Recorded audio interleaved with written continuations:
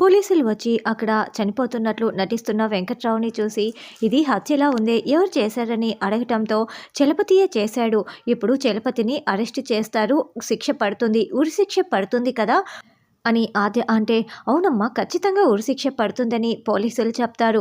ఉరిశిక్ష అంటే మనిషిని వేలాడదీస్తాడు, ముందు తాడు కడతారు అని ఆద్య చెప్తుంటే, అంతేకాదు ఆద్య, ఉరి తీయటానికి ముందు నల్ల ముసుగు కూడా వేస్తారు అని చలపతిని భయపెట్టేలా ఆద్య శ్రేణు మాట్లాడుతూ ఉంటారు. తర్వాత ఉరి వేలాడదీయగానే నాలుక బయటికి వచ్చేస్తుంది అని ఆద్య భయపెట్టడంతో, లేదు లేదు, అసలు నేను వెంకట్రావుని చంపనే లేదు, నాకెందుకు శిక్ష వేస్తారు, నన్నెందుకు అరెస్ట్ చేస్తారు అంటూ ఆవులో దాక్కున్న చలపతి బయటికి వచ్చేస్తాడు. అబ్బా, ఇలా జరిగిందేంటి అని చారు టెన్షన్ పడుతూ చూస్తూ ఉంటుంది. ఇక చలపతి ప్రాణాలతో ఉన్నాడని రఘురామ్, జానకి అందరికీ కూడా నిజం తెలిసిపోతుంది. బ్రతికే ఉన్నారా అంటూ షాకింగ్గా ప్రశ్నిస్తూ ఉంటారు. ప్రాణాలతో ఉండి కూడా ఇలా చనిపోయినట్లు నటిస్తారా అని రఘురామ్ నిలదీస్తూ ఉంటే, అసలు నేను వెంకట్రావుని చంపలేదు అని చలపతి చెప్తూ ఉంటాడు. నువ్వు బ్రతికే ఉన్నావంటే నేను చనిపోలేదు అంటూ వెంకట్రావు లేవటంతో మళ్ళీ అందరూ షాకింగ్గా చూస్తూ ఉంటారు. ఈ చలపతి బ్రతికే ఉన్నాడని నిజం బయట పెట్టడానికే మేము ఇలాంటి డ్రామా ఆడాము.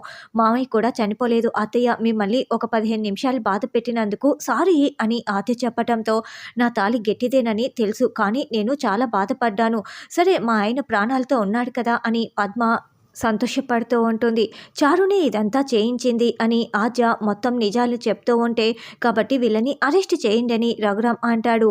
అవును, చనిపోయానని చెప్పి ఇలా జనాలని అందరినీ మోసం చేసినందుకు మీకు శిక్ష పడుతుంది, రండి అంటూ చారుని, చలపతిని, గౌరీని తీసుకువెళ్తూ ఉంటారు. ఇన్స్పెక్టర్ గారు 3rd డిగ్రీ ఇస్తారా అని శ్రీను అడుగుతూ ఉంటే, ఖచ్చితంగా ఇస్తామని పోలీసులు చెప్తారు. ఆగండి ఒక్క నిమిషం అంటూ ఆద్య చారు దగ్గరికి వచ్చి చాలా స్టైల్గా చారు భుజంపై చేయి వేసి నిలబడి, ఏంటి చారు, నీ కుట్రలన్నీ బయటికి వచ్చేసాయి కదా, ఇప్పుడు జైలుకు వెళ్ళు, ఎప్పటికైనా న్యాయమే గెలుస్తుంది, మమ్మల్ని మోసం చేయాలని చూసావు కదా, ఇప్పుడు నువ్వే జైలుకు వెళ్తున్నావు అని చెప్తూ ఉంటే చారు నవ్వుతూ ఉంటుంది. అంతకుముందు జరిగిన సంఘటన ఇప్పుడు మనకి చూపిస్తూ ఉంటారు.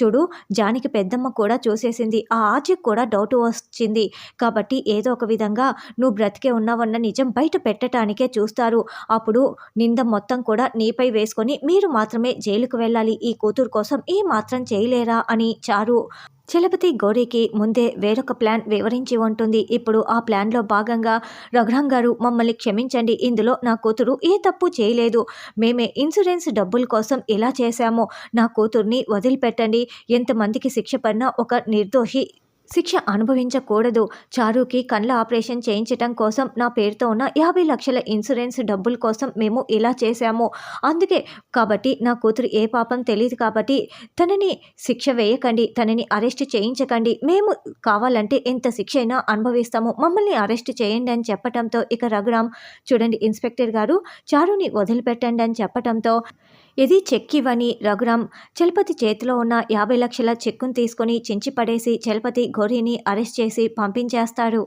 చూసావా ఆద్య, నేను ఎలా తప్పించుకున్నానో అని చారు విర్రవీగుతూ ఉంటే, ఏయ్ త్వరలోనే నీ బండారం కూడా బయట పెడతానే, ఇప్పుడు తప్పించుకోవచ్చు అని ఆద్య చారుకి వార్నింగ్ ఇస్తుంది.